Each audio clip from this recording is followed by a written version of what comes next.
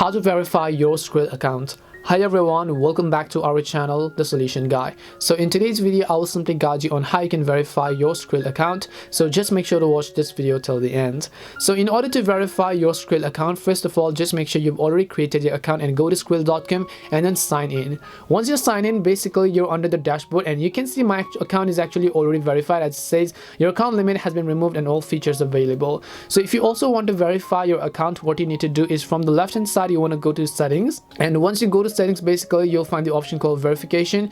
Just click on verification, and then over here, if you have not already verified, you'll find the option to verified. So basically you have to enter your original document, you have to verify your address, you have to verify your identity. Then after that, you should be able to successfully upload the photos, and then you'll be able to basically go ahead and then verify your Skrill account. That's all it takes to verify your Skrill account. We hope the video was really helpful, and if it did help you, then make sure to leave a like and subscribe to the channel. And if you have got any more questions, then feel free to also leave them down. Thank you very much for watching till the end, and see you in the next video.